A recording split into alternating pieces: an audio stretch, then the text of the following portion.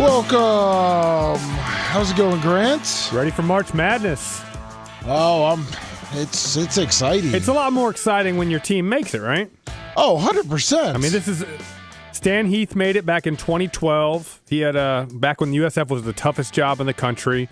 And you remember that team was playing like games 49, 46, those type games? Yes. I loved it. They had an absolute stud. I can't remember his name, but I know he... Dominique Jones? Yes. He didn't make the NCAA tournament. He was on the team before that.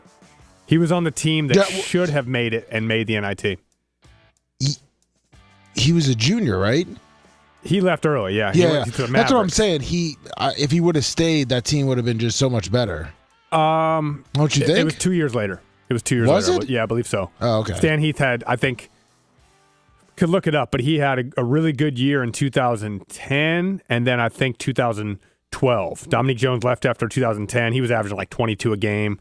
I think he's still playing somewhere like China or something. I just looked him up recently, but he was a great player. Yeah, he was. But yeah, and then since then, USF has not done much from a basketball standpoint until Amir Abdur-Rahim's team 2 years ago, and now Brian Hodgson has them in his first year.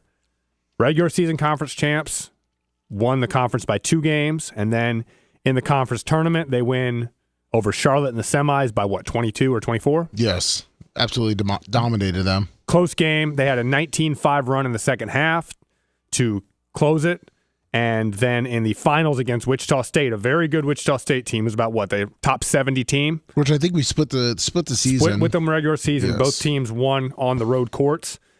Beat them, same thing. Pulled away from them late, played incredible defense, and that's one thing with USF is we talked about they live and die by the threes. But their identity now, I think, more, and I think this is a credit to Hodgson. You think of Enos, you think about first team all conference, but man, he was playing unbelievable defense the other day. Yeah, their way that their defense improved. Defensive identity. Their defense is becoming the identity, and you hear them talking on the TV about they love the blue collar points. That's hustle and effort, and that's the identity of Hodgson's team. And they didn't have it early on because me and this guy, the guy that sits behind us at our seats, we both, I would say the first half of the season, were complaining about offensive rebounds. They weren't getting their offensive rebounds. You're going to jack up 100 threes. You got to get a couple, offensive rebounds. And it seemed like that second half, after that triple or that double overtime loss to UAB, is when it just something clicked, and it was like they were just attacking the board because that UAB loss, they gave up. I think it was like they were up by 20. And they just kept, they were just doing it, and UAB was getting the boards. They were getting the easy shots, and then all of a sudden they came back in, and it was like a totally different team. Yeah, I mean, they scored a ton of points, 89 points per game on the season. But you look at other than the Memphis game when they at Memphis won 96-89, that's a closer score than the game actually was. I mean, look at the points against, all the way back to Tulsa, 74, Wichita State 58, Florida Atlantic was an OT game, 66 Memphis, 56, 62. And there's an outlier, the 89, 60, 64, 55. They've been D'ing teams up. Yeah. And now obviously you hold a team to less than 70 points in NCAA basketball. That's good. And if you look back at the game against, I think it was early in the season. Was it Alabama? Alabama, Oklahoma State. They let up a ton of points. Again, they didn't have their identity yet. They're now a defensive team, and you got your first team all conference guys, Enos and Isaiah Nelson, the player of the year. Nelson's the defensive player of the year, and what he cares about is defense and rebounding, which is nice. And he traps people. And if you run a high screen and roll with him on defense, he is trapping you, and you're going to be in trouble. And he's super fast and athletic to get back on defense.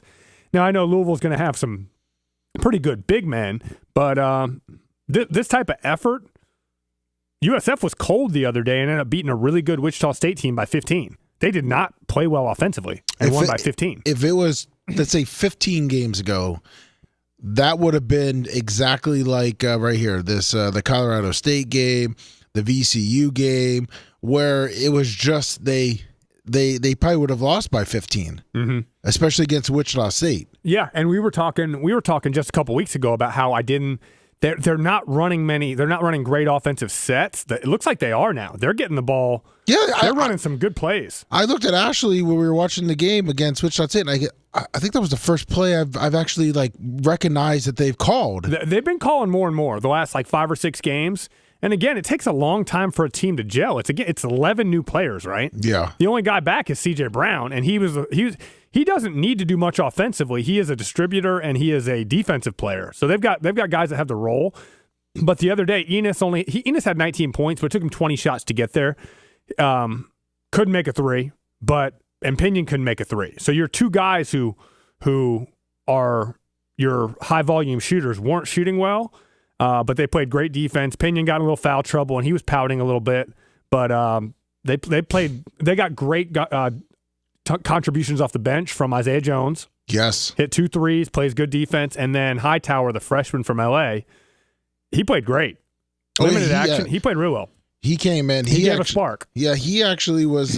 He was on my shit list early in the season. It was against. It was the UAB game. Okay. And it was going for a 3. Yep. Which they would have closed it out, and he went for the 2 instead of shooting a 3. And there was like 3 seconds left, and he went for the 2. And I mean, Hodges was just absolutely the Hodgson. Hodgson. No, Hodge. Hodge. Son. That's how you pronounce it. Yeah. Hodgson. There you go. Hodgson. You could tell he was hot, and I don't remember seeing Hightower really, get in the game, but it was something. But the way he played, I'm excited. Hopefully, he stays with obviously everything going on in the transfer portal. But he looks like he's going to be an exciting player to watch, especially as a freshman. Yeah. He's got juice, man. He can. He's small, but he's electric. So now, have they said with what's his name on Louisville if he's going to be playing? I have not heard, and I have not heard. How about Ryan Conwell? He was here at USF before Amir Abdur-Rahim, transferred a couple times, and now is at Louisville, averaging 18.7 a game. And then obviously Cason Pryor. Cason Pryor was one of Louisville's best players last year early in the season until he tore his ACL. He was kind of that dirty work guy on the Amir Abdur-Rahim team. Hold on. How is he still eligible? He tore his ACL last year. 7 games. Tore his ACL. Oh, so shit. He's kind of a role player now. He doesn't play all that much. But, that guy loved to grab his junk. Oh, yeah? Oh, yeah. But when I'm saying when he was with the USF. Oh, okay. He was, like you said, I called him the Birdman. Yeah. When he was here, he reminded me of the Birdman along with a little bit of Kurt Rambis and Dennis Rodman. Well, the Birdman, I told you before the show that Isaiah Nelson reminds me a little bit of Kenyon Martin. Yeah. As far as athletically and body type and defensively, Kenyon Martin, I think, was ahead at this point in terms of offensive game. But the other guy who Nelson reminds me of is Birdman. Because Birdman made it a long time in the NBA. But Birdman was 7 feet tall, or 6'11". Nelson's about 6'9" or 6'10", but just doing the dirty work. And Nelson, I think, is going to – I don't know if he'll be an NBA player right away, but it's not going to surprise me if 4 years from now we see him on a roster playing 15, 20 minutes a night. It was funny because the prior Warsaw, I remember he was telling me this story. It was prior, it was his one and only year there. Yeah. And Warsaw was new, and he was walking to, I think it was the lunch. He was getting lunch or something like that. And this Mercedes SL 500 pulls into a handicap spot. And he's looking, he goes, what the fuck? Who's this? You know, he's and he sees Pryor get out and, just start walking to the thing. And he goes, okay, I got to go. And I guess he went over and told me he got to move. And I guess Pryor didn't know who he was. And he gave him a little attitude. Yeah. But that's how it seems like that's how that guy is, though. But you need that kind of guy at the time on that team. And I don't like hearing that because just, you should never be a dickhead Yeah, but that's him. On the court, yeah. You sometimes need some dickheads, but I want you to be a dickhead on the court, but parking in a handicap spot just screams. I'm not a fan of people's entitlement. And your SL 500 playing at USF. I'm not a fan of people's entitlement. Yeah, I've lived in South Tampa a long time, so. At this point too, we might as well just call your boy. Let's call Stein. Let's call Stein up. Who's making a comeback on the main show every Thursday. He's coming back every Thursday, 9 o'clock. and he's making his return on the main show. But Grant has a long history with Alex. He's my roommate for 6 months, man. I mean, listen, let's see if he's going to be picking. See if he picks up. He knows we're calling. Well, let's see if he's going to pick USF for the tournament. Dial. Fat fingers? No. It's not dialing out. But anyway, I'll talk while you're dialing. Yeah. You got an Alabama second leading scorer arrested for felony amounts of marijuana. This is a guy who is definitely making over $1 million at Alabama, arrested for being a drug dealer on the side. That kind of stuff just shocks me. No excuse. If there was ever an excuse to deal drugs, it was because you were poor. But now, these guys they're millionaires. And he's 2.1 pounds of weed, and now he is suspended. Yeah, he's getting a little too much weed there. We got Alex Stein on line 3. What's up, Alex Stein? Nope, gotta turn him up. Stein, sorry. Some rookie. Stein, can you hear me? Yeah, I got you loud and clear. It's primetime 9 at 9. Where's my freaking ex-roommate, Grant Gregory? Is he in the building? I am here, Stein. Good to hear from you, my man. Yo, dude, things are so crazy. I know this is a sports podcast, but first I got to ask Grant, what do you think about this war in Ukraine? Ukraine or Iran? You know what I mean? Yeah, well, I mean, I remember you had that great bit where you were the Foreign Legion for Ukraine for Zelensky. Yes, that's what got me on Tucker. Yes. Are you going to do similar for Iran? I think you should. I'm joking because I've been thinking about Ukraine because I think the only way that Trump can come out of this as a winner, because we're fighting a war of attrition where we can bomb them to death and kill every Iranian, but they're still going to just bomb people in the Strait of Hormuz until they run out of bodies because they have martyrdom where they feel like they get 72 virgins. But Trump can win this war by negotiating with Putin and ending the Ukraine war while also ending this, because he'll be able to sell it to the American public that he ended 2 wars, even though he started one of them. Yeah, exactly. I'm not a fan of starting wars, but Stein, my question is, are you going to do – I want to see another skit like that where you're maybe like catering to the Ayatollah. Is the Ayatollah gay? Is that what I'm hearing? Yeah, that's what they're Yeah, claiming. I'm hearing that he's gay. Well, great. You lived on a bunch of military bases too, dude, didn't you? I lived at West Point. I grew up at West Point, man. Yeah, exactly, dude. So you freaking know, dude. Oh, you're great. You're a pseudo-soldier. Grant came up, I think, a good idea there. I think you should, Stein, you should go and be the Ayatollah's boyfriend. I know. I need to be a gay Ayatollah. That's exactly right. No, seriously, write this down. I'm not even kidding. I'm going to go do that. That's a brilliant idea. Who is your wife's boyfriend? What's his name?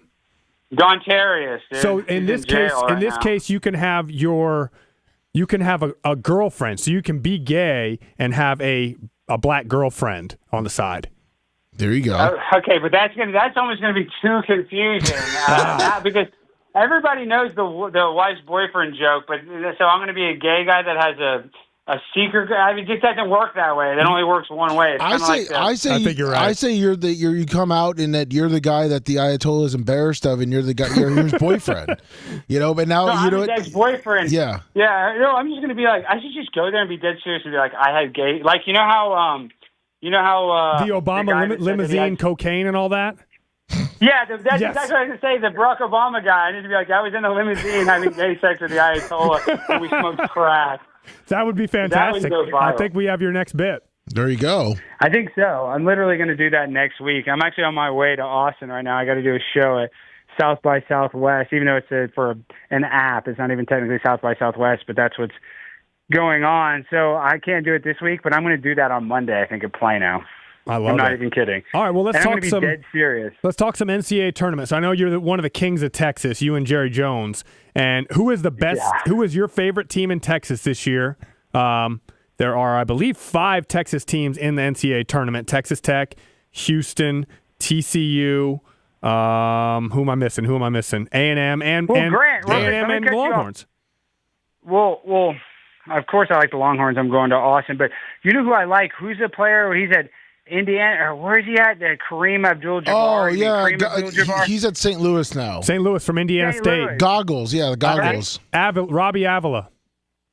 Yes, he is from Indiana State, right? Yeah. I was right. He played there. He's from Illinois, like the actual state. But yeah, he went to Indiana State his freshman and sophomore year. And then when the St. Louis coach got out of there, Now he's playing for the Billikens. yeah, he followed over to St. Louis. Dude, he's got a good game. He's like 6'11", can stroke the three.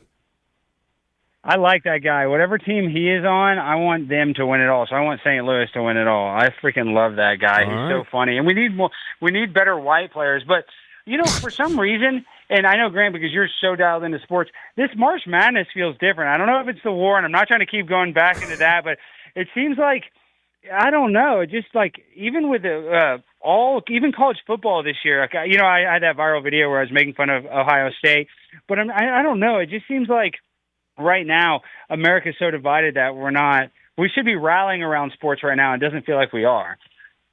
I mean, it depends on which side. There's one side that always rallies around sports. Yeah. Listen, we need the USA today. We need them tonight to beat Team Venezuela. Okay, that's right there is going to be a huge thing. We're bringing baseball back to the United States. We got 3 gold medals in hockey. We own hockey. Boy, that's my point, though. Lummy, that's my point. We win the gold medal, and the biggest story is that Cash Patel drank a beer in the locker room with him. And he's a hockey stan. He loves hockey. Yeah. So Stein, you know why? It's obvious. As you know, it's all narrative. And when you control the narrative, you can convince most people 2 + 2 is 18. The people that are running the media and all that kind of shit are a bunch of pussies that don't play sports or like sports. Yeah. Yeah, you're exactly right. And what's funny, because I'm conservative, everybody tries to accuse me of being anti-LGBTQ, but that's impossible because I'm a Dallas Cowboys fan. So obviously I have gay pride. I got an extra 17 weeks of the year. Well, hang on. Well, also, are you single right now, Stein? Yeah, I am, as a matter of fact. Why do you ask? Because Sarah Jean Ramos is single too now. Oh, yeah, I know, because Dak was cheating on her. But, I heard that she's all complaining about, do you know the real conspiracy with that?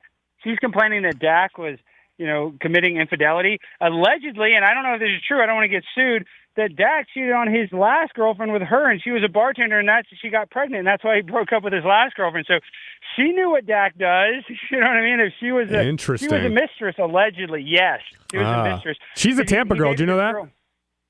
I did not know that, but he dated this girl named Natalie. I forget her last name. She went to SMU, and they were hot and heavy. And then allegedly he cheated on her with that Sarah Ramos. And I don't know what is real and what's fake, but there's definitely, I think he dodged a bullet, because I love big booty Latinas. I was about to say that. I know you do.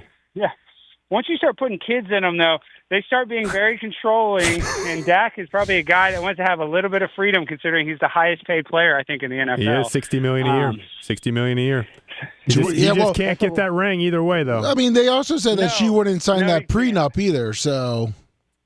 I mean, which is probably true, but she's so dumb, because you sign the prenup and just get a favorable prenup, and then you know that you're set. I mean, these women just, they want to take everything. The world is not enough. It's like that Bill Hicks joke or whatever, where Adam and Eve are in the Garden of Eden, and she's like, "What's next?" He's like, "We have all the food. We have eternal happiness."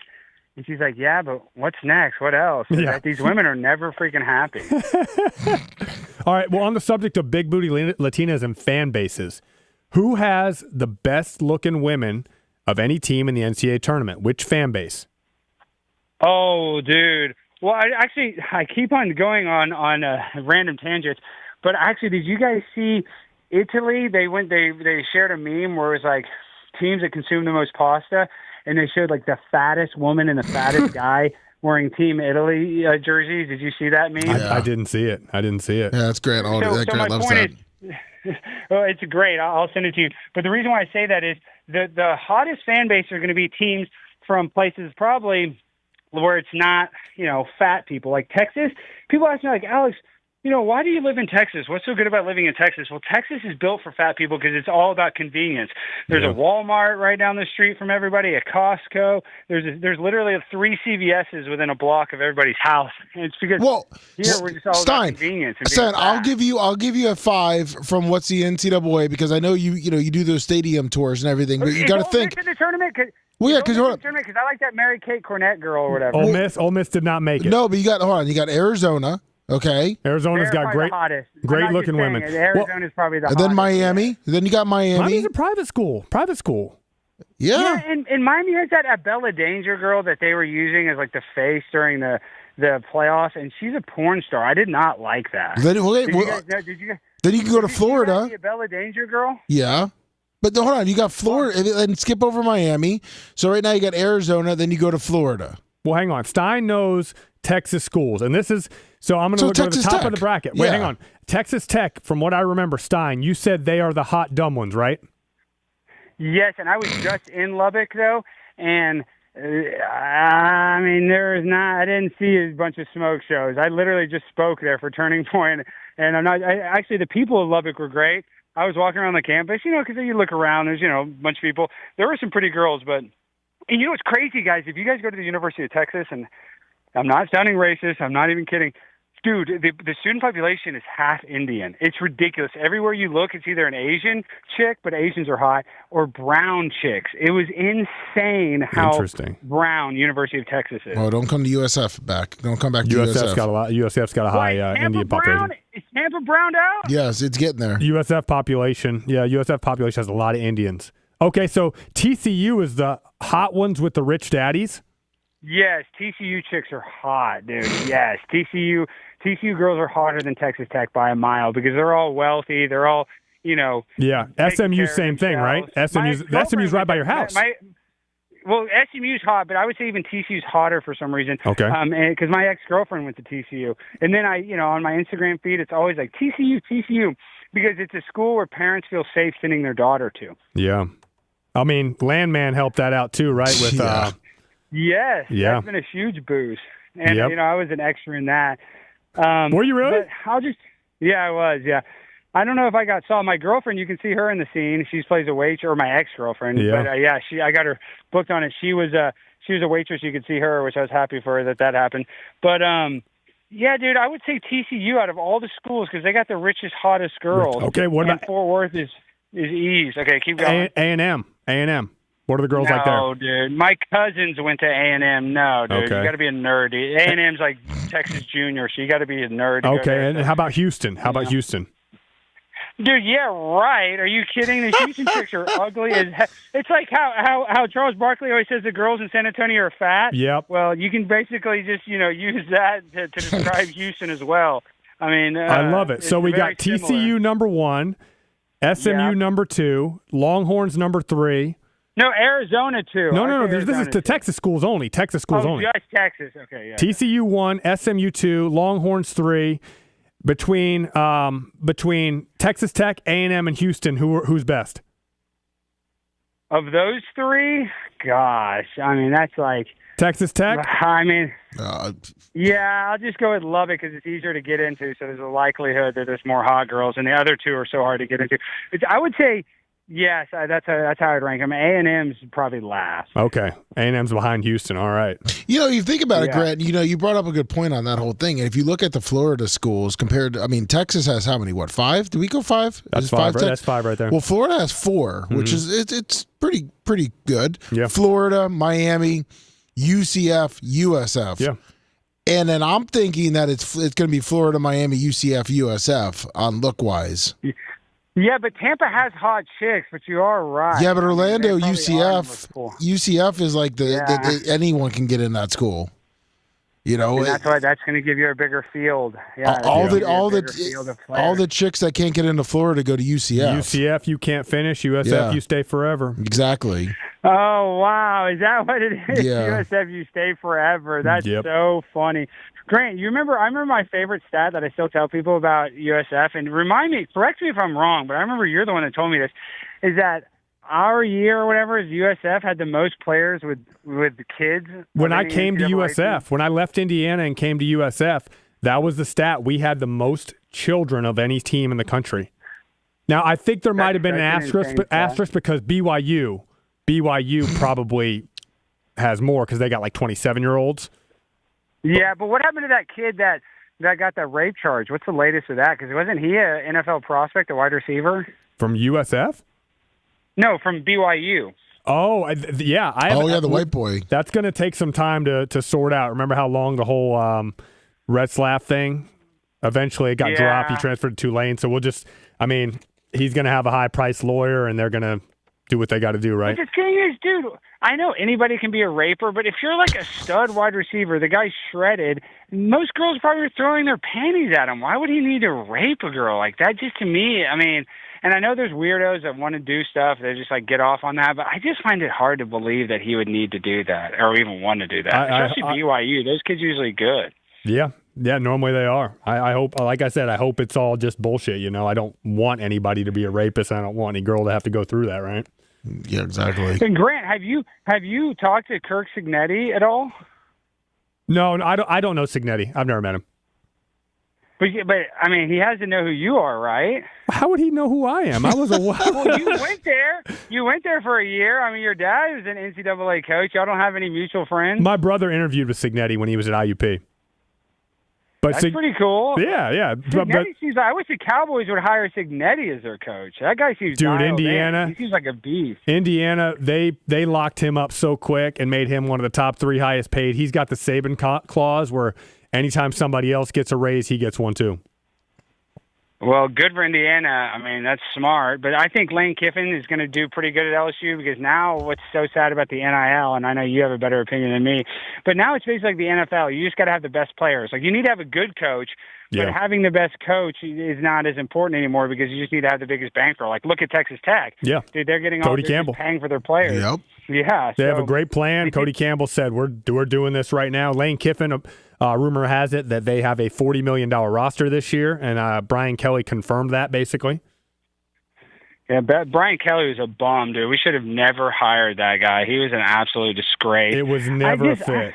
It was never a fit. I mean, he did pretty well for a while. He got a Heisman Trophy winner, but they just couldn't. It wasn't a good fit. Yeah, but he didn't even put anybody around Jaden Daniels to even help him when Jaden was having that magical season. Neighbors. They had neighbors. Yeah, and he was good, but I'm just saying, like, usually LSU has such an awesome running back, too. We always used to have some elite running back. Always. And it just doesn't seem like he recruited that very well. No, listen, Brian Kelly came in there. He already looked like a joke from his fake accents to his recruiting where he's doing the 360. Lummy, he killed that kid, or that kid died on the, he was in that, those tripod things to film from really high. At Notre Dame. At Notre Dame and during a windstorm. Yes. Yeah, and they even said, it's windy, he shouldn't do this. And they're like, no, we got to film. This is Notre Dame, touchdown Jesus. That was pretty bad. The kid died. That's so bad. And then LSU put out a promo video where we showed our scissor ladder before it, and they had to take it down. I don't know if you saw that controversy. No. This is like 2 years ago. Yeah, we had a promo video at the start of the season, and it just showed it. It was like a drone shot, and it happened to be while we were practicing, and you can see a player in the scissor ladder. It's like if you didn't know about the drama, you wouldn't even have noticed it. But then all the internet sleuths noticed it, and it's like, of course, LSU drops a promo video, and they show the scissor ladder, whatever. I don't forget what it's properly called, but and they immediately took it down. Immediately. Wow. Yeah, so. I don't know, guys. I'm so frustrated with the Mavericks, too. Miriam Adelson, who gave Trump $250 million, how she traded Luka. And I love Cooper Flagg. I think Cooper Flagg is great. He is good. But it just kind of proves that I think the NBA is rigged, Grant. And this will probably trigger you. I don't think college is necessarily rigged, but I'm starting to think pro sports are definitely rigged. What, now all of them? Like, do you think all of them are rigged? Not every game, but Tim Donaghy got paid. I think that they can influence games. It's like when the Chiefs made it to the Super Bowl with the Taylor Swift year. That just seems so calculated and coordinated and planned. It did. Well, you know what the best part of the Tim Donaghy thing was when he was still one of the top 5 officials in the NBA, despite the fact he was fixing games. He still graded out at the top. Yeah. So he was able to manipulate it and stay on top.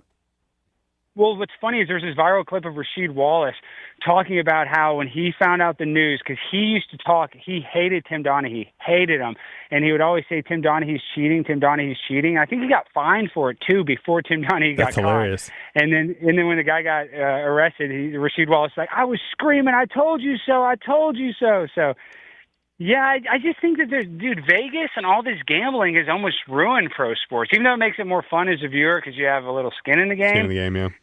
It just seems like even these prop bets, how a bunch of players have gotten in trouble, and now certain players aren't even eligible for prop bets. It's just so obvious that there's people. Maybe it's not like systematic from the league down, or maybe it's not like teams making backdoor deals, even though that probably does happen. These players are all, compromised. Some of them, they know that they can go, take a dive. And that's been happening since the Black Sox or whatever, the White Sox that fixed the World Series. So do you think it's been happening that long, it doesn't stop. So, I mean, so you think 2001 was all rigged with the Patriots and the Giants in the Super Bowl? I don't know, because that catch was insane. But I know that the NBA Finals where the Heat beat the Mavericks, where they started calling penalties for nothing, and Dwayne Wade shot like 30 free throws in the fourth quarter. That was definitely rigged. Oh, you mean when half the stadium was outside the arena? And ran back in? Yeah. When Ray Allen hit the three? So, I don't know. It's just, I'm starting to lose. And you were always a college guy, Grant, because you had every college stadium. So I know you've always been kind of a college guy. Yep. But I'm just like, man, these pro sports, it just seems like, and the Cowboys, the fact that the Cowboys never win is actually another arrow in my quiver, because Jerry Jones has constantly sued the NFL. He sued them when the NFL turned to Reebok and he chose Nike. Yep. And then they had a collective bargaining thing where if you sold merch, all the teams had to share it, and he sued the league and got that shut down. So the league doesn't like Jerry Jones, so they're not going to do him any favors. No, yeah, but look at Michael Jordan. He sued NASCAR, and he went three in a row. Yeah, that was great for NASCAR, though. That was incredible. I had a NASCAR driver on my show. We were talking all about it. That was actually incredibly good for all the drivers. So I don't know, dude. Jordan's probably compromised. I mean, how the hell does his dad get murdered like that? It's crazy, and he has to go sit out a year to play baseball. That was weird as hell. Looking back, that is so bizarre. Imagine if Patrick Mahomes was like, I'm going to go play baseball now. People would be like, what, dude? I mean, what do you mean you're going to go play baseball? You're the best quarterback in the NFL. I mean, it doesn't even make sense. Yeah, but I mean, his dad played baseball. Maybe, a little remembrance. I know. It would make more sense, actually, but you know what I mean? Like, people would be like, dude, why are you giving up? You're you're chasing the GOAT, Tom Brady. Like, don't quit. But yeah, that's what happens. Yeah, but college basketball is, in college football too, but college basketball, in my opinion, is obviously way better than the NBA. I get more excited, obviously, with college basketball. Season ticket holder at USF, go to every game, watch everything. So, well, Stein, I think that, again, you could do an entire bracket based on which school has the best looking women, and you'd be in a good spot with Arizona, Florida. You'd have a pretty good Final Four, you know what I mean? And pick it only based on that. And Michigan wouldn't make it up there, though. But I think Michigan's a smart school, so the people are not going to be, the girls aren't going to be. But Duke's got to lose early. Duke's losing to Ohio State or TCU in the second round. If it's based on it's got to be it's got to be TCU. Yeah, it's got to be TCU losing to Duke. Louisville's got some pretty hot chicks. I'm not gonna lie. Yeah, that makes sense. Actually makes sense. And I'm actually going to University of Kentucky soon. I'm Another good one. To kind of see what that's all about. Yep. Was K-State not in the tournament, Grant? No, they fired their coach. We had a terrible year. We hired the coach from Belmont. They've had a. Was there a scandal? That's like, that doesn't even make sense. Oh, yeah. K-State's got a proud basketball tradition. So this was his fourth year. He made the Elite Eight in his first year, and they signed him to a big extension, and it just got progressively worse. To this year, they went like 3-15 in the Big 12, fired him. Gosh, dude, if Kansas State's not good at basketball, that's blasphemy. Correct, yeah. I mean, that's unreal. People don't realize it because obviously KU is top dog in the state. I mean, James Naismith invented basketball, and he's on the court. But I think competition breeds winners. The fact that they're trying to recruit the same players and stuff, it makes Kansas State better. Correct, yeah. Tex Winter went there. I mean, Tex Winter coached there. They've had a Lon Kruger. Frank Martin was great. Bob Huggins. They've had a really proud basketball tradition. Hopefully, Casey Alexander coming over from Belmont University in Nashville. Hopefully, he can bring it, get it together. And obviously, my boy Colin Klein is now the head coach for football. Hey, who's Colin Klein? Did you play with him or something? Yeah, I played with him at K-State. He was in his second year. He was a redshirt freshman, and he was So he's under 40, and he got hired basically, or is he 40 years old? No, he's 36. He's a fucking genius. Oh, yeah, I heard about this guy. That's a beast, dude. If you're 36 and you get hired as a head football coach of any legit program. Well, he was A&M's offensive coordinator. They poached him away from K-State. He was K-State's offensive coordinator when we won the Big 12 3 years ago. And then A&M hired him with Elko, and he had a really good 2 years there, and it was obvious. USF wanted him. He was up for the Kentucky job, but K-State, he ended up going back to K-State. So, but he's the type of guy, Stein, he is like, he makes Tim Tebow look like Pac-Man Jones in terms of character. What? What do you mean? I mean, dude, Tim Tebow is number one. He's going after all those child traffickers. Like, I don't even know. Exactly. I'm not putting Tebow down at all, but Colin Klein is just... we can't put... I'm saying Tim Tebow has, like, he has no strikes against him. I think the guy was a virgin. Not even you were a virgin, Grant. I mean, even you had sex, and you're pretty dialed in. I mean, that's a level of discipline not many people have. Yeah. Colin Klein is on that level of Tebow. He did not have his first kiss until the altar. Whoa! Wow! Well, listen, Stein. I can tell you, Stein. I can tell you something right now. It all proves though that Grant is the GOAT because I remember flying out to Kansas State with Huners, and we went and watched you, and I believe you were starting, and Klein was on the bench. So you know what? That's all that matters. Oh, is that true? Klein was a quarterback, and you were ahead of him on the depth chart, Grant? Yeah, he wasn't ready to play yet. He was a redshirt freshman, and he played a little bit of receiver because he was a big body, and he was a great worker. Don't downplay But he it. wasn't ready. He didn't start till his junior and senior year. Listen, Stein, don't let him downplay it. I know this about Grant. Grant would have been, even though Matt Grothe was really good, Grant would have been a really, really good quarterback even when he was younger, but you were always hurt, Grant. Yeah, I've tore that thumb. It happens. But it just sucks. I know. I mean, I'm not trying to harp on that, but that's what I guess I would tell my kid if my kid was playing football. I would be like, it's a game of attrition. Like, if you can just somehow stay healthy, you don't even have to be that great when you're young. I mean, I guess you got to get noticed and get on a team, but I just feel like the players that make it to the NFL, because you're better than some players that probably made it to the NFL, they just didn't get hurt, if that makes sense. I appreciate the compliment. I appreciate the compliment. Who else was in your class than when you won Mr. Ohio that made the NFL? I'm sure they had a bunch. The top quarterback was Brian Hoyer. He was the top quarterback in the state. Yeah, he's pretty strong. And so you were rated higher than Brian Hoyer? No. I was the second or third ranked quarterback in the state. There was one other, Anthony Turner. He went to Bowling Green, ended up playing receiver at Bowling Green. Him and I were 2 and 3. But you also ran a gimmick Catholic school offense, right? Y'all didn't even throw that much, right? It wasn't Catholic school. It was just like fairly low-level football. That's where Joe Burrow went. You know what I mean? Yeah. I'm saying because they just had Grant. Grant was bigger and stronger than all of his linemen, so they could just have him basically, run over people. Stein. I saw your highlights. Stein. That Joe Burrow went to Grant's high school. Joe Burrow broke all my records, Stein. Oh yeah, I know. Lummy did tell me that. Dude, yeah. Burrow is such pretty cool. Stud. But pretty cool. He's kind of weird, and I love Joe Burrow. I'm not even trying to throw shade at him, but I know he's such a clout chaser in the sense that, did you see he was with what's her name, Jessica Alba, who is really hot. Don't get me wrong, but it's like, dude, you're the biggest stud quarterback in the NFL. Like, go date a girl that's maybe not 20 years older than you. Maybe he likes those Houston Cougars. I know, but did you see that picture that went viral where they're at the Las Vegas casino gambling together? I saw it. They're just having a good time, Stein. I'm like, yeah, I know. I'm not even trying to be a hater, but Jessica Alba, when she had that movie where she's in a bathing suit, was Into like the Blue with Paul Walker. Paul Walker was, Paul Walker's the man. She was the hottest girl in the world when that movie came out, to me. I thought, so why am I bashing him for being with her? But I'm just thinking in my mind, it's about 10 years too late, but what are you going to do? Hey, it is what it is, right? Yeah, he remembers the same movie you do, Stein, all right? Because I went to see it the night. I went to see that movie the night before USF played at Miami when they had Devin Hester and all that down in the old Orange Bowl. That was before you got to USF, Stein. But I went with one of our backup kickers. You remember Criswell? Yeah, a little bit. You know who I remember the most, who still haunts my dreams, is Johnny Payton. Dude, he used to shower facing outwards so he could show off his manhood. I have nightmares about that guy. How's Johnny Payton doing? I don't know. He used to shower with his phone.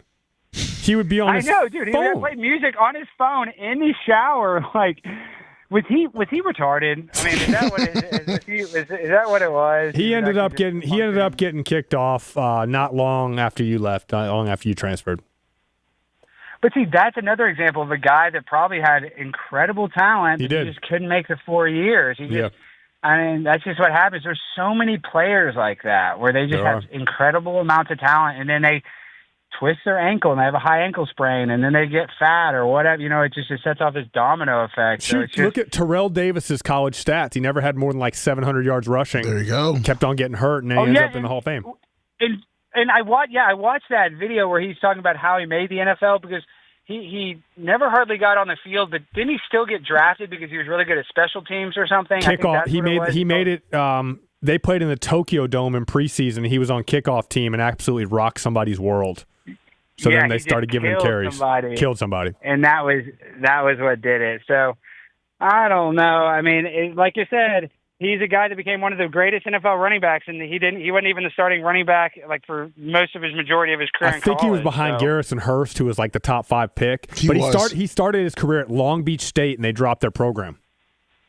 Oh yeah, and that's why he went there. Yeah. I remember because he went to Georgia, right? Yeah. Yep. Yeah, he went to Georgia because, and they said they gave him it was almost like a pity scholarship because the coach recommended him, and they felt bad because his whatever the college team got disbanded. So yeah, Long Beach State. That's insane. Yeah, that is insane. There's always great stories like that. All right, guys. Well, I'm about to get back. I'm about to get on the road. How long are you guys going live for? We go to live till 3. Till about 3. Yeah, we got another 45 minutes, Stein. So. Okay. I'm gonna hang out for 5 minutes. I'll call you guys back to finish the show. I just got to pack my car, and then I'm gonna call you guys right back. All right, love it. All right, love you guys. Bye. See you, Stein. Stein shot out of a cannon. I mean, if you feel tired at all, call Stein because he is instant cocaine. Yeah, I talked to him. I think it was. Last Thursday, I gave him a call, and I was kind of sitting there, and it was a little rainy or something. I was just waiting there. I think it's because I had no AC. I was miserable, and I just got fucking so just jacked up of life. Talking to him. I mean, he's so exciting. He's got so many things in the hopper, but he's got so many stories. We got to pick this bracket. I know. So let's go to the East region. I think nobody's going to pick against Duke. No. I don't think game below the 8-9 Ohio State TCU. Who you got? I got TCU. I got Ohio State. Bruce Thornton became Ohio State's all-time leading scorer. I think he's going to get it done. St. John's, Northern Iowa. I got St. John. Patino. Yep. They're just too good. Kansas, Cal Baptist. Don't see an upset there. No, I got Kansas. Louisville, USF. That's an upset right there. Michigan State, North Dakota State. Michigan State for me. Yep. UCLA, UCF. I'm taking UCLA. And then I'm thinking UCLA. UConn, Furman. UConn. Not happening with Furman. So in that bracket, pretty much there's only going to be one upset. Well, then we got to go Duke, Ohio State, second round. Yep. Duke. St. John's, Duke. KU. Who you got? Ooh, that's a good one. I'm going St. John. I am too. St. John's. USF, Michigan State. I have to pick them to get to the Sweet 16. I'm going USF. I have to. UCLA, UConn. I am going to go UConn. And then in the Sweet 16, Duke, St. John's. Ooh, I think Duke shows up. I watched a lot of Duke lately. Same here. I think Duke gets there. And then UConn, unfortunately. UConn, so we got the – I don't think that's a great matchup for USF. And you got Duke or UConn going to the Final Four? I got Duke. I got Duke, so we're going with the chalk lock in that one. Florida. Well, first of all, playing game, Prairie View versus Lehigh. Prairie View. Lehigh for me. Florida rolls when they play them. Yep. Clemson, Iowa in that 8-9 game. I got Iowa. Same here. I got Iowa. Vanderbilt, McNeese. Vandy. Yeah, they showed up big. Nebraska, Troy. Nebraska. Oh, same. Upset. North Carolina, VCU. I got VCU. I got UNC, even though my mom is a Ram. Oh, VCU, really? yeah. I think VCU upsets right there. Illinois, Penn. Illinois. ILL. St. Mary's and A&M. St. Mary. Yeah, I got SMC, St. Mary's College, and Idaho, Houston. Houston shows up. Florida, Iowa, second round. Oh, I got Florida. Yep, same here. Florida. Vandy, Nebraska. Vandy. Yep. UNC and Illinois. I got VCU. All right, so I've got Illinois. And then St. Mary's in Houston, I got Houston. Okay. And then Florida Vandy, a rematch from just a week ago. Vandy whooped them to get to the SEC championship. You think they do it again? It all depends on the Florida guard play, in my opinion. I I'm going to say Vandy gets it done again. I think Florida steps up and beats them, unfortunately. All right. And then Houston, they're in that pick early. I got to pick them again. Yeah, I got Houston over VCU. And then Vandy and Houston in the Elite Eight. I got Florida beating them. You got Florida beating Houston? Yep.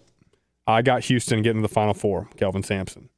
Then step on over to Arizona with the hot girls. Yep. Villanova, Utah State. We just got Villanova. I got Utah State, Wisconsin, and High Point. HPU. I got Wisconsin. I'm going to go with the 5-12. I'm going to go with High Point. Arkansas. I got Arkansas. Arkansas, that guard is unreal, man. Acuff, incredible. Okay, BYU against Texas or NC State. First of all, who's winning that playing game? I think NC State wins that one. And I think NC State wins it. But I got BYU coming out of there. Yeah, DeBonta is pretty good. Leading scorer in the country. 25 a game, I believe. Gonzaga, Kennesaw, every year Gonzaga is good. Yep. Miami and Missouri. Miami sometimes has their up and down games, but so does Missouri. Missouri's been a really up and down team, but I think Miami's a little bit better. Miami has more talent. Yep. Purdue and Queens. Queens, congratulations to the Queens. What is their mascot? I forget. The Rambling. Don't they have a weird mascot? They do. It's something to do with like royalty. Let's see, Queens. But I typed in. But yeah, the Royals. Royals, yeah. But I got Purdue. We had a great Big Ten tournament to get a 2 seed, and then Michigan and UMBC or Howard. Who you got? Oh, Michigan. Oh, I'm sorry. I would UMBC. Same here. They've got. I mean, they were the ones that beat Virginia a few years ago. Yes, they did. All right. So Stein likes Avila at St. Louis against Georgia. Yeah. You like Georgia? Or you like St. Louis? I like St. Louis too. Yeah, I like the Billikens. Rick Majerus. The whole team. Rick Majerus. You gotta love Rick Majerus back in the day. Texas Tech and Akron. I think Akron's going to upset this. I do too. Akron, Texas Tech's without their best player, first team All-American, JT Toppin. Akron can shoot. Alabama Hofstra. Alabama, even though they're losing their second best player. Yep. I think and then Miami of Ohio and SMU in the final playing game. Who do you got? I got Miami. They're playing basically at home. Yeah, Dayton is about 30 minutes from Oxford, where Miami of Ohio is. But I think, regardless, Tennessee beats them in the first round. I got SMU, but I think Tennessee wins. All right. Virginia and Wright State. Virginia. UVA looked really good in the in the ACC tournament. Gave Duke all it could handle. Kentucky, Santa Clara. Oh, man. I'm going Santa Clara. I just don't have faith in Kentucky. I don't either. I just don't know anything about Santa Clara, so I'll go with you. Santa Clara, they're not large. They're in the same conference as St. Mary's and Gonzaga. And they're a very competitive team. Iowa State, Tennessee State. Don't think many people will choose Tennessee State there. Oh, so the Golden Eagles. All right, so go back up. Second round matchup: Arizona and Utah State. I'm taking Arizona. Big 12 champs roll. Arkansas High Point. I'm going to Arkansas. Arkansas same. BYU Gonzaga is who I have. I've got BYU with DeBonta. Yeah, I got He's Gonzaga. the best player. Miami and Purdue. Purdue. Their point guard's a great player. That looks too good. Zona and Arkansas. St. Louis is done. Michigan in. I got Arkansas. I got Arkansas beating Arizona. So that's my big upset. And then BYU Purdue. Wow. Who you got? Purdue. You got Purdue? Yep. I got BYU. So I got a few upsets in that one. And then to go to the Final Four, who do you got? You got Purdue versus Arizona, right? I got Arizona. I've got Calipari. I got Arkansas. Yeah. I got Arkansas. And Darius Acuff, who looks like Derrick Rose, man. He's a better shooter, but he's not quite as explosive. But, man, he's fun to watch. He's a stud. Then we go down to Michigan, second round. Michigan in either St. Louis or Georgia. Yeah. Michigan wins regardless. Yeah, Michigan. They're an extremely well-coached team. Akron and Bama. Ooh. I think Bama's Same here. I think Bama gets it done. Tennessee, UVA. I think UVA does I got it. UVA. And then Iowa State over Santa Clara. Yeah. Michigan, Bama. Ooh, Michigan. I got Michigan. They're really, really good. UVA and Iowa State. UVA.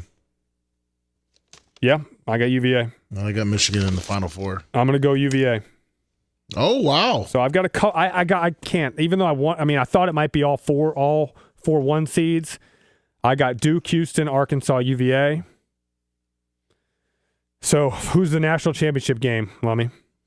I mean, I picked it almost a month ago. I got Florida, Michigan still. I got Houston and UVA. I'm going out on a limb.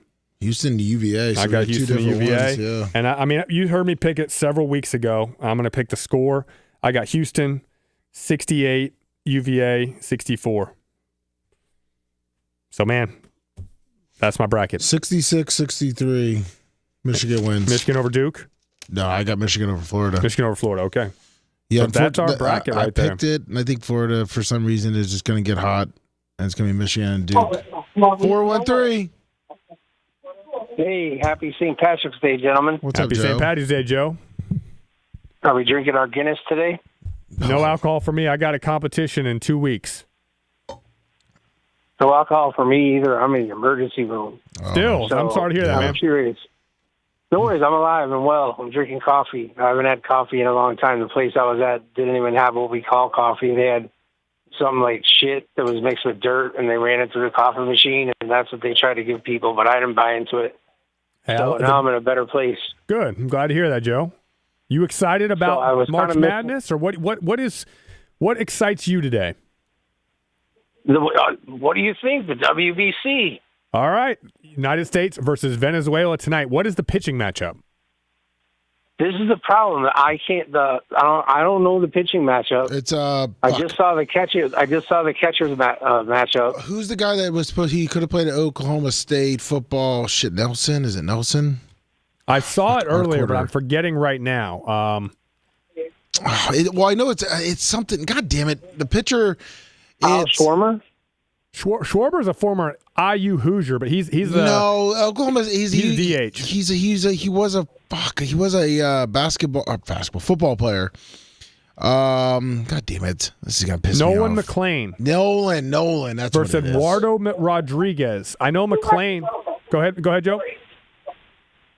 I was just curious if you thought that this game and this series has brought life back to baseball. Absolutely. The same way that like the USA the Olympics gimmick brought life back to hockey.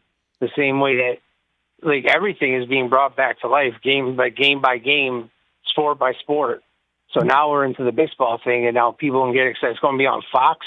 Yep, Fox 8. People can get excited about baseball again. 8 p.m. Yeah. It's been outstanding. I mean, you got the stars for the USA playing. We're striking out too much, but pitching has been fantastic other than the game against Italy.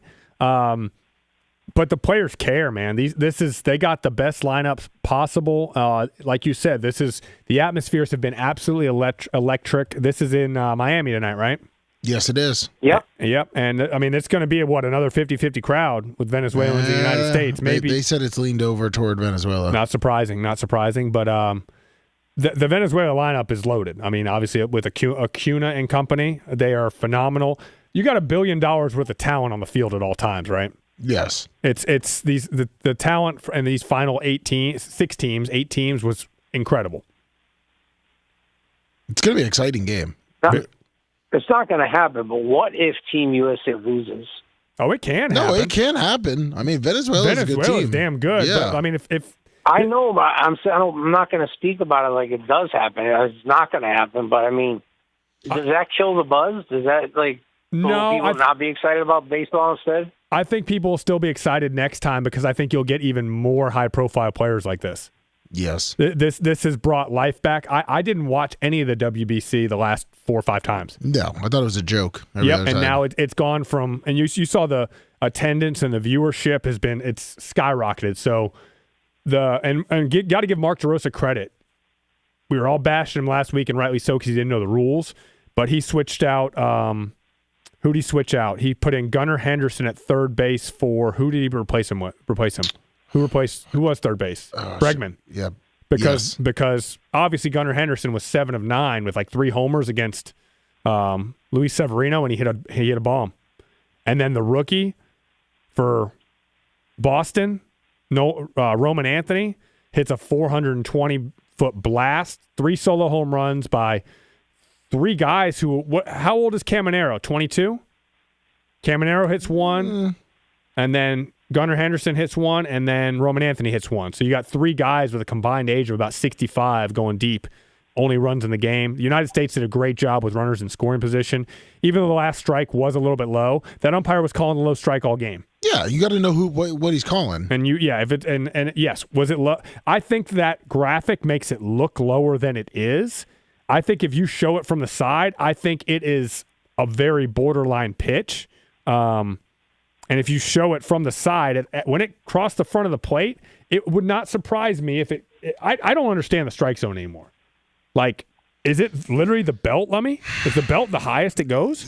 Yeah, I mean, if you go, you going off the computer stats? Yeah. Yeah, I mean, you realistically, you have your basic little thing, and then you always used to go off what the umpire was calling. Yeah. And that's just how it is, and you adapted to it. I mean, Kerry wouldn't have had 20 strikeouts if the umpire didn't recognize that he was, hitting a certain spot. Well, they've got the highlights of Maddox back in the day. They would give him fucking 10 inches on the corner. That was ridiculous. Well, yeah, but the umpires would always say, too, is that he was hitting the spot consistently. Correct. So but the umpire was ridiculous. knew. Yeah, I know. I thought the ump the other day was very solid. There were a couple of low strikes that he did call. The low strike is the hardest to see if you're an umpire. Will you agree with me there, Lummy? Yeah, he's been over the catcher. Yeah, but just from the angle, and especially when it's a breaking ball like that, I feel like if they could show that from the side angle, I think there's a very good chance it grazed the bottom of the knee. Oh, they're not going to show it. Was that yesterday or the day before that there was a big problem with the pitch? That was the USA versus Dominican on Sunday, the final pitch. Yeah. But you got to swing. It didn't change the game. It had no effect on the game, but still, what's right is right, what's wrong is wrong as far as rules go. It would have been 1st and 3rd with Tatis up, 2 outs. Winning run on first base, but the Dominican did not perform well with runners in scoring position all game. USA pitching and defense got it done.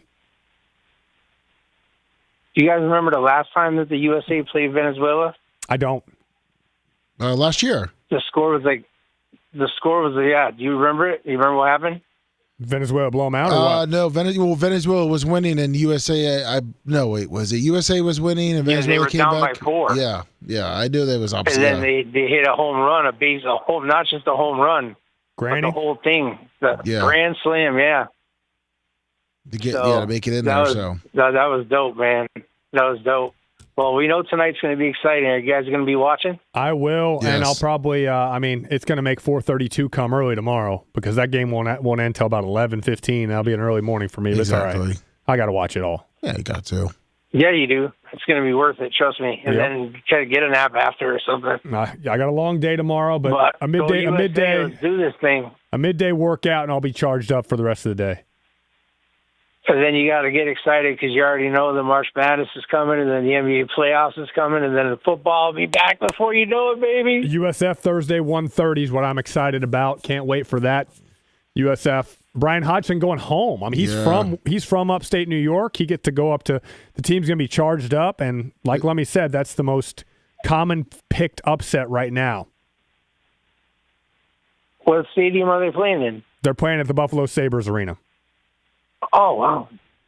Which cool. One more thing to look forward to. There's actually nothing going on at 1:30. They're doing great. There's a ton of games. That's going to be it's awesome. And why am I forgetting the name of that? Oh, it's now KeyBank Center in Buffalo, New York. Is that where hockey is? That's where hockey plays. Man, your callback for names is ridiculous. I saw that. I had to cheat there. I had to look it up. I forgot the name of it. Oh, okay. Yeah. But, well, you still do a great job. I appreciate you guys so much and enjoy sports. Go sports. Love it. Exactly. Joe, thanks for the call, man. Thanks for the call. Go USA. God bless. Yes, sir. Hey, Joe, look at so it says 2026 strike zone fixed at 17 inches. The width I get. Yeah, that's fine. So the height is top 53.5% of the batter's measured height, and bottom is 27%. Okay. What the fuck? All right, that's so it's a fixed. It's not based on your tibia. That's insane. I mean, that means the umpires got. Well, I did hear that they couldn't use the ABS strike zone for this because they didn't have time to measure all the international players, but they have the players measured for MLB. Oh, so you're talking about when they do the replay? Yeah. So that, yeah. Well, of course, the umpires are just going to look like an idiot then the whole time. I'm saying, like, it's because, if as an umpire, they try to study between 53 and a half, you know what I'm saying? You have to almost mark it. I guess you have to study for it, but I mean, that's whatever. I mean, so I mean, I guess belt buckle, belt down. Whatever. I mean, in high school, it was basically it was your chest, right? That's what I considered the strike zone. If it's at your chest on 2 strikes, you better be swinging. And if you thought it might be close to your knee, you better fucking swing. Oh yeah, definitely if it's close to your knee, because you never know. Yeah, you definitely got to be swinging. For me, it was more if it's your nut shot. I mean, if you're not swinging, but yeah, if it's right below your tits. Yeah, exactly. Exactly. If your tits, if it's right the there. bottom of your rib cage. Yeah. Yeah, but and I always thought it was fair. I thought it's more fair if you're going to call something. If you're going to call the low strike, a high strike. If you're throwing heat, it's hard to catch up to it, right? Yes. Outside the plate's outside the plate. I'm okay with an inch, whatever. Like, if you're consistent, that's fine. Inside corner, you get too far inside, same thing. It's not fair to the hitter. But a low strike, you can get to it. Of course. You can get to it 2 inches below the zone. If it's close enough to argue, it's close enough to swing. Exactly. So you might as well just swing. Yeah. Correct your swing and swing. Yep. But anyway, where are we going now from here, Lummy? Well, 239's calling in. Love it. Yeah, Grant, Lummy, what's up? How you doing, man? Hey, wanted your opinion. And speaking about what Joe was saying, the baseball's great and all, but I feel like they need to get the schedule a little better, and they start to need to work in streaming the way the NFL has, because back in the day, you could always get your home team for free, no matter what. And they got to work that in so people can watch more games and watch their product.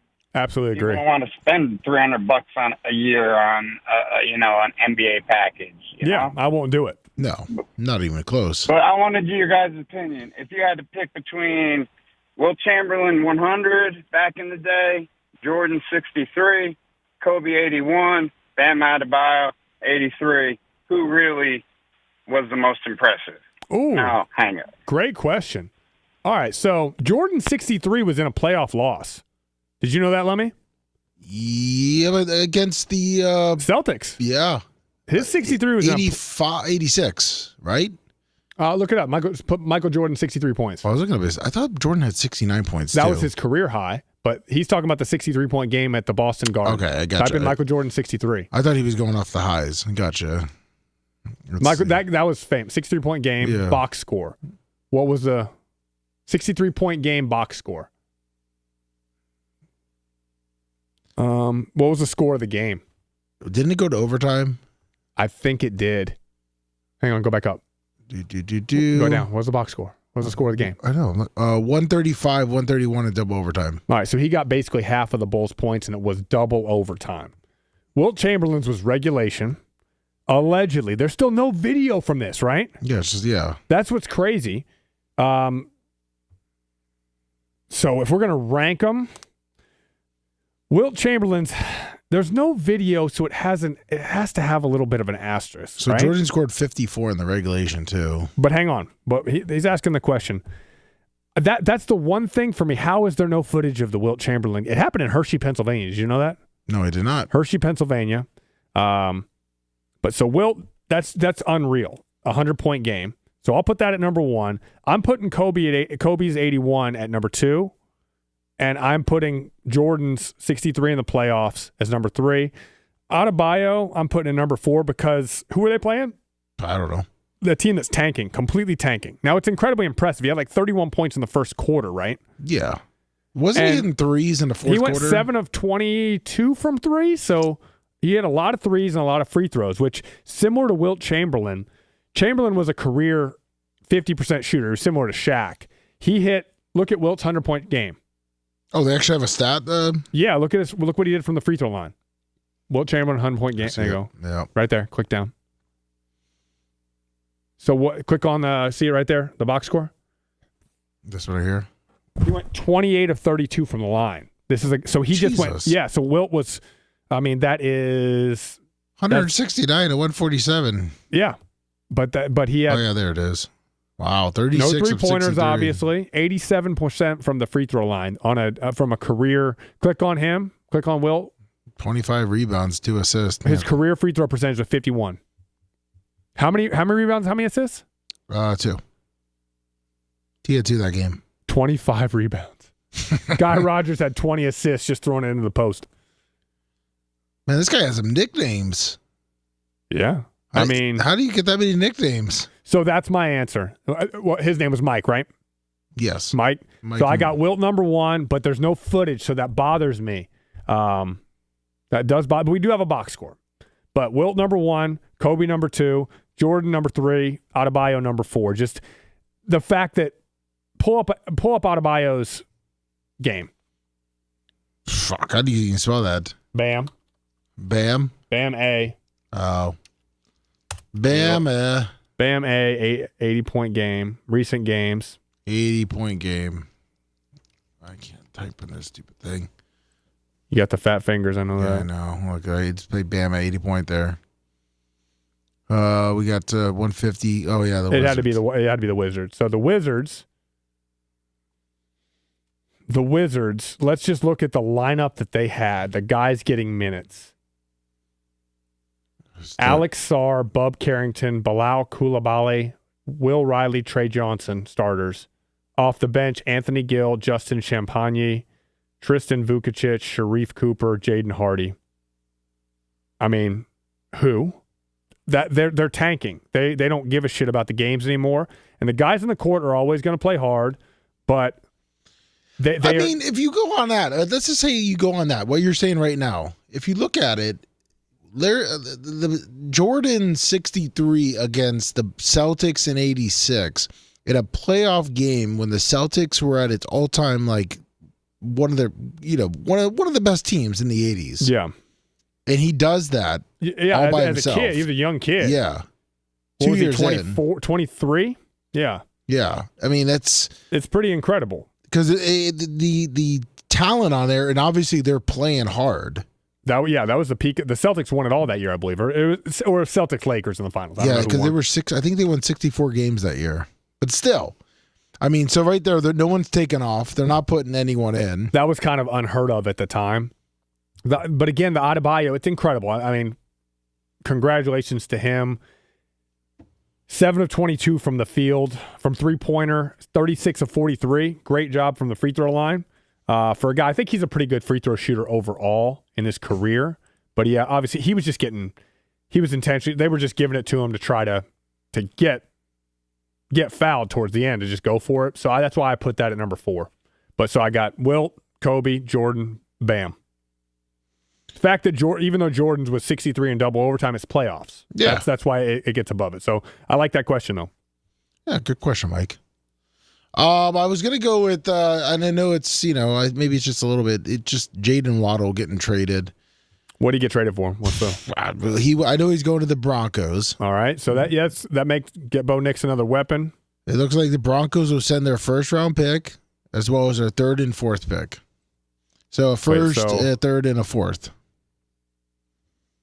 The Broncos get Waddle, the Dolphins 4th. Hang on. The Broncos get Waddle and the Dolphins 4th. Yep. And the Broncos get the Dolphins get the Broncos first-round pick.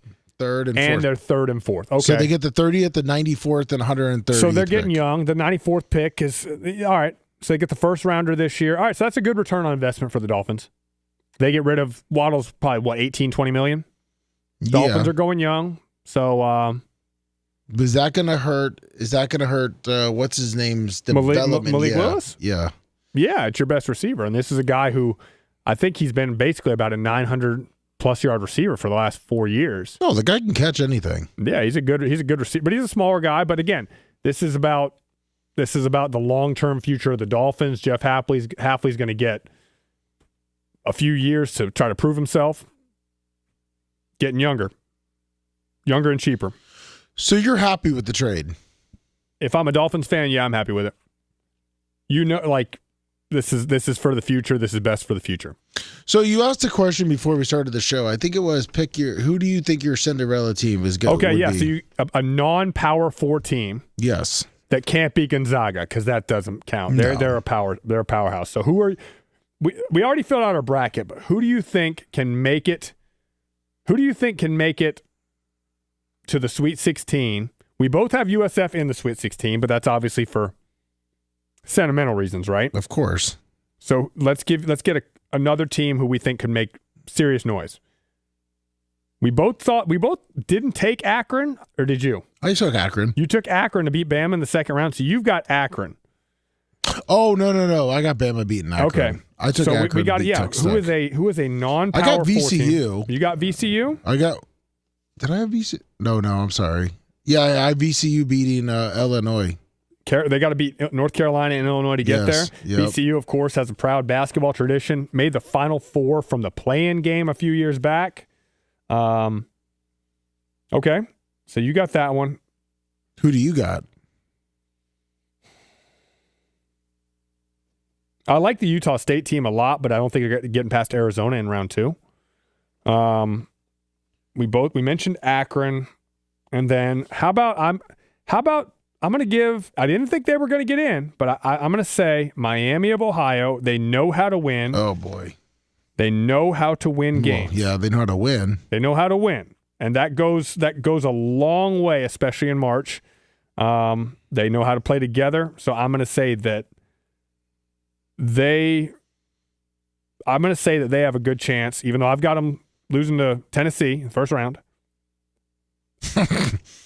That's my underdog that I like. Well, yeah, I mean, but and now let's go with another one. All right, let's go with in a season of, I think a couple weeks ago we both said that the 1s and 2 seeds are loaded, right? Of course. Give me a couple teams outside of the 1 and 2 that you think can go to the Final Four. So I already have Virginia and Arkansas in the Final Four. That's a good question. Your buddy's back. Stein's back. I'm back. Sorry, I'm putting out fires and starting them at the same time. But I'm on the road to Austin. What do you guys got for me? Are you on the road? We're talking about? You on the road from Highland Park? From Highland Park, the home of Matthew Stafford. And Clayton Kershaw. Matthew Stafford married a Tampa girl too, right? Is she from Tampa? I forget where she's from. I know she was a great athlete. I know she played basketball. Well, Stafford was born in Tampa.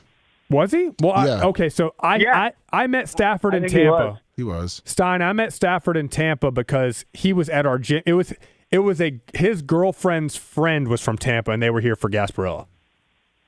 That was when I met Stafford. Wow. That was when I met Stafford. Was Stafford partying, or what was he doing? I don't even think he drinks or parties anymore. Not anymore. He's a legend from Georgia, though. But he was up. Yeah, I know. He went to one NASCAR race, and they still post those pictures of him.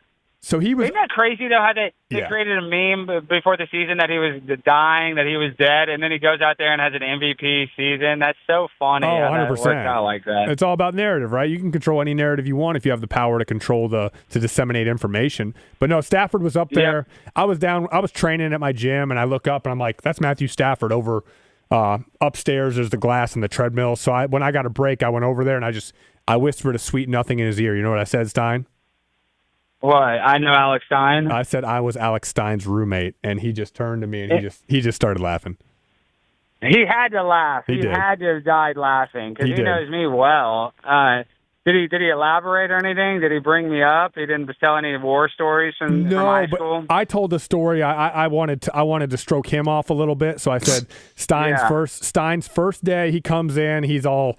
Yap. He goes, I'm from Highland Park, Texas. My quarterback's going to go to Georgia, going to be there for 3 years, going to be the number 1 overall pick in the draft. And I'm like, who the fuck is this guy? He was right, because Stafford ended up being the number 1 pick of the draft. Dude, way to glaze him and make me look good, Grant. Yep. I really appreciate that. I mean that. Yep. But, dude, what's so crazy, though, is that, not just with Matthew, but when it comes to, like, players making the NFL, this and that, the fact that Kershaw is going to go in the Hall of Fame and him go in the Hall of Fame, like, it's just crazy. Unbelievable. It's like reality is stranger than fiction when I tell people, like, oh, I played football with Matthew Stafford. I mean, it's just insane. Yeah. I can't believe it. I'm not even trying to glaze him. It just blows my mind. Who was the best player you played with, Grant, that you would say that's had the most success in the NFL? The best player that I played with? Well, didn't you throw a pass to Yeah, Ted or maybe. Ginn? Didn't you throw a either pass to Ted K-State Ginn? or USF or who? I didn't play with JPP. Mike Jenkins was a first-round pick. Oh, wow. So you didn't play with JPP. I was at K-State. K-State. Transferred when he... Yeah, I was at K-State when he was there. Jenkins was a Mike Jenkins fifth? was a first-round pick, made it 8 years, but his Mike Jenkins probably. Mike Jenkins was Second-round pick. Yeah, or first-round pick. His 8 years. second He was our for the first. Cowboys in that Yeah, one. he was our first ever first-round pick. I mean, I threw a touchdown pass to Ted Ginn. He was my teammate in an All-Star game. Ted Ginn is. You told me that. I remember you telling me how good Ted Ginn was in. Yeah. When we were in South Florida, you're like, that guy's a stud. He was so I didn't fast. even know who he was. He was so fast. But again, I mean, I just think back to the guys who sacked me. I got sacked by Alden Smith and Dominican Sue, Sean Weatherspoon, Gerald Dude, McCoy. That was a crazy game. Did he hurt you when he sacked you in that game? I mean, he No. was all over you. He played as clean as it gets, and he had no ill will towards me. So I'm still thankful to this day because I already needed 3 surgeries going into that game. I didn't need none of the surgeries I needed after the season were because of him.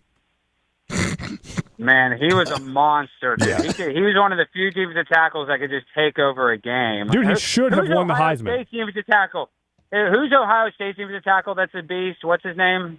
He's in the draft this year. Caden. Is it Caden McDonald? Yeah, Caden McDonald, dude. He's a stud. He looks like he can play football pretty well. Yeah. Yeah, just a little bit. Ohio State's got studs year after year after year. Great program. How do you think your boy Arch is going to do this year down at Texas? I think he's pretty good. I mean, I feel like he has an unnecessary amount of pressure on him because he has that Manning name. So he's never going to live up to the expectations that he has, even if he has like a stellar season. You know what I mean? Oh, yeah, 100%. You know what I mean? And people were shitting on him last year, and then 10 weeks into the season, you look at his stats, like, this guy's pretty good. He handled it. He handled all of it well because obviously the year started. I thought Sark, who was a great play caller, did not call good plays for him. But Arch Arch handled it well. You thought he was hurt too early on. He was hurt early on. But like unless he has like a Johnny Manziel season where he's just running over the field and getting a million yards, the Texas fans will never be satisfied. Sadly. Well, they invested. They got who do they have? They got Cam Coleman at receiver from Auburn. Yeah, dude. Supposedly one of their best receivers. They said they weren't going to give him an NIL, and I think he had to go to Oklahoma or SMU or something. One of their He's going to Oklahoma. I think it was their third string. It was that third string receiver, but he was really good. And I'm like, what? That's why the NIL is so stupid. So you got a great player. I think he had 1,000 yards. And they're like, oh, we're not going to give you any NIL money. We're not going to give you a raise. His agent got him a very good deal at Oklahoma. That was Arch's roommate. Well, they said he wasn't going to get on the field, right? I think that's what it was. They said that, we signed some wide receivers. It's not looking good for you, bud. I don't know the details, but they let a really good player walk, and it was his agent. He said I wouldn't have left, but my agent got me a good deal. Leave. Yeah, he didn't want to leave. Yeah, that was the narrative, that he didn't want to leave. And is he going to Oklahoma? Is that's where he's going? Yep, which they can certainly use the offensive help. They're not a good offense right now. Yeah. Who is the number one team? Because Indiana lost Mendoza, so Cignetti's a good coach, but are they going to take a big step backwards? They kind of They restocked. Yeah. Obviously, it's going to be tough. It's going to be tough to replace him, but they're going to be a top 5-10 team, no doubt. You've got to put Ohio State up there. Ohio State's up there, 100%. They're the best team every year, dude. Okay, so this is the last story I do want to tell. So I had that viral video where before they were playing Miami, they were practicing at Highland Park High School, and I live right by it. And I was trolling them, and I didn't even bring up Les Wexner because it was so random. I just saw that the team was out. I was like, I'm going to go try to get a video. But I'm going to tell you this. If it was South Florida and I did that, I would have got my ass kicked so fast. Ohio State, I learned something about them. They're the most disciplined team I've ever seen. Like, they were so locked in, they knew that if they said anything to me or they even reacted, they would get in trouble with their coach. Like, it was almost, and guys, I don't even want to be too derogatory when I say that. It was almost like they were, had slave masters. Like, they did not want to even look at me sideways. And I respected them for it. Honestly, I was like, damn, If this was Miami, they would have stomped my head in. Yeah. But this team was so dialed in, and they were all, I forget, number 20, I think it was their starting running back, was one of the guys I talked to. He kept his head down, and they looked at me like, oh, man, I want to kick your ass so bad, but they didn't even flinch. Bo Jackson, the freshman running back? And I'm like, well, I forget. Yeah, number 20 or 28. He was their starting running back, and he returned kicks. That was one of the guys that I was trolling. And he was so dialed in and so focused, they didn't even want to. I could just tell that they weren't going to do anything. I felt like, damn, these guys are really coached up, like something I've never seen in my life. You see them in the media as well. They don't say shit. They never give bulletin board material. That's been that way since I was at Indiana. Ohio State, they do media training, always have. They get their guys dialed in every way. That's perfect. It makes sense. I respect it, yeah. Yeah, because they could have kicked my ass so easily. And like I've already just said, if it was Miami, dude, that defensive end would have killed me. Number 4 or whatever. Messidor and Bain. Arms. They might have just laughed at you. They would have kicked his ass, and then it would have been Stein's fault. Yeah, what?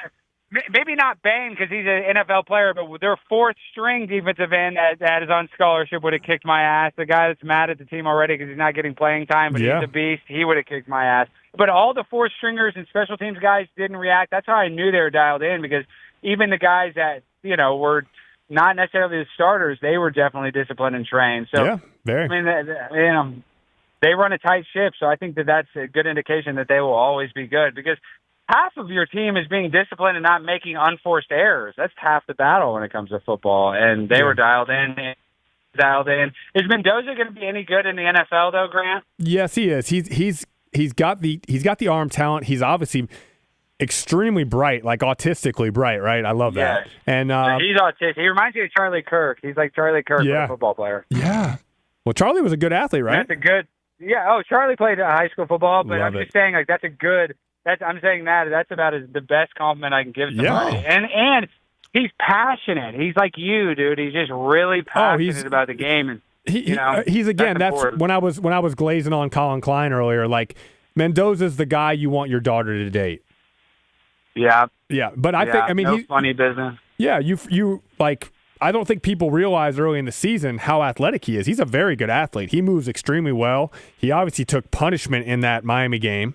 In the national title, which he's going to have to take some punishment in the NFL playing for the Raiders offensive line. Stein, Grant got offended when I told him, or I tried to compare Mendoza to the Tim Tebow. It's a Tim Tebow. Worst comparison ever, right, Stein? In terms of a player? No. I said about his belief, like how he is outside of just the plane. You qualified that way later. You were talking about on the field, and I was like, dude, Tebow was a fullback playing quarterback. Yeah, I would argue that Tebow was the greatest college football player of all time. He might have been. See, that's what I'm talking about. You can make that argument. Yeah, he was the one that you would like to. I still say Cam Newton-Jr. at Auburn was the best football player I've ever seen on a college field.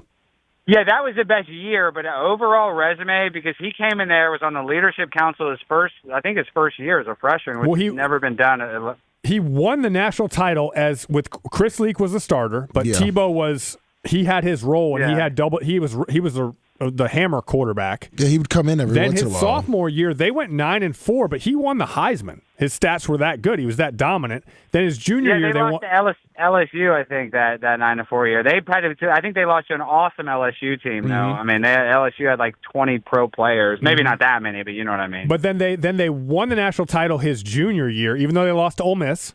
That was their only loss, and that was the speech he gave and all that. And then his senior year, they went undefeated but lost to a juggernaut Bama team in the SEC title. Yeah, that was a tough team that he faced. Was that Derrick Henry, or who was on that team? That was, or they had I forget, but they always have such peace. But Tebow, when you look at his career, Ingram. I feel like he got robbed, because when he did play in Denver, he won a playoff game, and they just all discredited him. I don't know why. I don't know how there wasn't an NFL team that couldn't use him and make it work. So I'm a starting quarterback, but I'm a huge Tebow fan in terms of, because he won, and he didn't care about his stats. He didn't care about how it looked. He cared about winning, and he won in Denver. And Josh McDaniels was in his corner, but once McDaniels got fired, it's like, you have to find a coach that believes in you and says, we're putting all our eggs in this basket, because you want your backup quarterback to have a similar a similar playing style to your starter, but nobody has a similar style to Tebow. Nobody's that physical and that tough, right? Yeah, So I get and Grant, it. That hurts him that he was a lefty, even though it shouldn't matter. For some reason, it just looks unorthodox. I think that probably hurt him, even though I don't think it affected his game. You know what? The other thing that hurt him is that I don't think, and I think it was said, I don't think Elway liked him, and so when McDaniel left, Elway, who was the team president, he didn't want Tebow there anyhow, but he wasn't going to get rid of a winner. So when the next coach comes in, I mean, the next coach isn't going to fight for Tim Tebow. Yeah. Especially when your team president is going to be looking and going, all right, we'll get rid of this guy. Let's get rid of Tebow and the coach. Yeah. So I mean, but it's like, dude, you keep Tim Tebow as a backup. I mean, dude, every player is domestic violence and is on smoking weed. I mean, you need a couple guys in the locker room that are at least leaders. I feel like, I know it's the NFL and it really is all about your production, but it just seems like a guy like that in the locker room would be an invaluable asset. Well, I don't know. Maybe he rubbed players the wrong way because he was so perfect. No, I mean, look, that Tebow. I mean, you got to think too. Tebow wasn't, he wasn't spreading the word too much over at Florida. You're Hernandez. You had Cam Newton stealing laptops. Riley Cooper was his roommate. So. Yeah, he wasn't. Yeah, he was pretty laid back, and he loved Hernandez, and obviously he had a lot of skeletons in his closet. But man, what a Florida team! He played with some great players. Percy Harvin. He was. Oh, but supposedly I saw this viral clip on YouTube about when Percy Harvin, when the Seattle Seahawks went to the Super Bowl, and Percy Harvin got in a fight Golden Tate in the playoffs. Well, in the playoffs, with Golden Tate, because in the playoffs. Every week, the press kept on asking everybody in the wide receiver corps, what are you guys going to do without Percy Harvin? And everybody, all the wide receivers, Golden Tate and that other guy that was pretty good, who was kind of low-key, really good. I forget the guy's name. Jermaine Kearse, Doug Baldwin. Doug Baldwin. Yeah. They were all like, we're just going to go out there and execute. We're going to go out there and execute the game plan. And so then, after they won the NFC Championship game, they did this. Percy before it said, guys, they're going to ask you about me. Do not say anything. Just say, I don't want to answer it. I don't want to answer it. And then they went and answered it the same way, which is the right way to answer it. We're going to execute the game plan. He threw, Golden Tate into a trash can. Yeah. Well, Golden Tate said we've been playing without Harvin a lot, so we know how to play without him, basically. Yeah, but, dude, that's just the truth. That's not even a shot. Oh, dude, Percy Harvin was a bipolar dude. Yeah. Didn't he smoke weed before the game? Obviously. Yeah. But he was strong as shit. And, people thought Golden Tate might have been paralyzed for a second. He ended up okay. But, Percy went off on him. And, dude, he had some catches in Minnesota across the middle that no NFL player, he could just catch that ball and just run it into the end zone. He was a beast. Yeah, through traffic. He was a running back. I mean, he was a running back that played receiver. Like, he was about 5'8.5", but 200 pounds, rocked up. He could take hits over the middle and keep going. Exactly. And I saw another funny clip where Randy Moss, he was talking with Bill Belichick, and they were talking about one of their first meetings when he went to the Patriots, and Belichick's like, well, what do you want to do? He's like, well, I want to take the top off the defense. And Bill Belichick goes, well, of course, that's how we got you. He goes, but this is what was different about Randy. He said, I want to take the top off the defense from the slot. And Bill Belichick goes, you want to line up in the slot? And he goes, Bill, I ain't going to do none of those 2-yard ends and none of that bullshit. I want to take the top off the defense from the slot. And Bill Belichick thought it was so funny that he's like, I don't want to go over the middle basically, but I want to just, run straight. I love it. But Randy was the best, dude. When it comes to wide receivers, like he changed the game. He did. Just creating the term Moss. Are you still having nightmares as a Cowboys fan of what he did as a rookie? 3 catches for 3 touchdowns? Oh, dude, yes. And we were supposed to draft him, but then we got Greg Ellis, who actually was a pretty solid player. But dude, we drafted him because of the character issues. Yeah. Michael Irvin had recently got arrested for cocaine, and we definitely should have drafted him. But would we have won? It probably would have extended Troy Aikman's career. But the Cowboys are so mismanaged; they're never going to win a Super Bowl again. It's just all because of Jerry Jones. All because of Jones. And I like Dak Prescott. I think Dak Prescott's actually a good quarterback. Yeah, I like Dak. But now we're in this position too, where we don't even know what to do with George Pickens and CeeDee Lamb. As soon as you pay these guys these like $100 million contracts, they're not going to be motivated to listen to the coaches. Yeah, Pickens, you just got to franchise him year after year. Yes, you got to keep these guys on a short leash, and I'm not saying that to be disrespectful, but that was like Dez Bryant was a universal talent, probably one of the closest talents to Randy Moss. Like the way that he could take just a slant and just run it into the end zone. He was such a special player. But as soon as he got paid, and then he got a bunch of people around him that acted like his shit doesn't stink. It's hard to listen to the wide receivers coach when you're making so much money. Dez was a combination. He wasn't as good as either of them, but he was a combination of Randy Moss and Calvin Johnson, the way he played. Yeah. It was a combination. Yes, he was. Yes, he was. Such a red zone threat. Back shoulder fade. He could catch that back shoulder fade, and he was physical. T.O. was one of the best wide receivers ever, but T.O. would drop the ball sometimes. Dez, if it was catchable, he caught it. His hands had like stick-em on it. Yeah. He just had such good hand-eye coordination when it came to bringing the ball in. He did. And he did catch that ball against Green Bay. But what I always say is, and I'm the biggest diehard Cowboys fan, we still had like a minute and a half on the clock or 2 minutes and giving the ball to Aaron Rodgers. Like Aaron Rodgers broke the Cowboys' heart every day. So even if we would have scored a touchdown, there's no guarantee we win that game. That catch, no catch. He 100% had the ball, and what I always tell people is do not put it in the hands of the officials. He controlled it and reached it. It's like, dude, roll your body. But he made a football move. I know.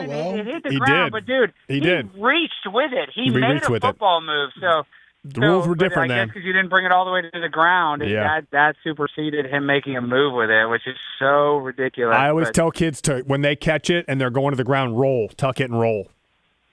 Tuck it and roll. Yeah. Don't let the officials have a chance. Stein, great talking to you, my man. We appreciate you, buddy. I look forward to seeing your new boyfriend, the Alatoa. That's right. Me too. Yeah, I know. Let me remind me on Monday. I'm doing that. I'll give you a shout out in it. Well, listen. Grant Gregory. Listen. Thursday. You're coming on Thursday, 9:00. You're coming back. Yeah, I'll come back. And we'll talk about it. So, Thursday, 9:00 on the main show. You know, Bubba's excited. I'll be back for my return. Yeah, Zoom. Stein, I'll see you next time you come to Tampa. Big announcement, all right? So we can look forward to you. Look forward to the pimp on a blimp, dog. Tuddle's gone. The pimp on a blimp is back. The man. I can't believe it, dude. There you go. It's crazy how times and things change. That's Troy Aikman's. That was my favorite book as a little kid. Troy Aikman had a book called Things Change, and it was about his time at Oklahoma going to UCLA. I think there's a great metaphor for life. Things change. All right, I'll talk to y'all later. See you, man. See ya. Thank you, Grant. That was fun, man. Yeah, listen, love it. Yeah, listen, he does a line of coke, gets on the phone, and, we can take it over. So, great stories. But thank you, Grant. We'll be back next week. Enjoy March Madness. Let's go USA. We'll see you live tomorrow morning. See ya. Oh, let's go USF beat Louisville. Woo!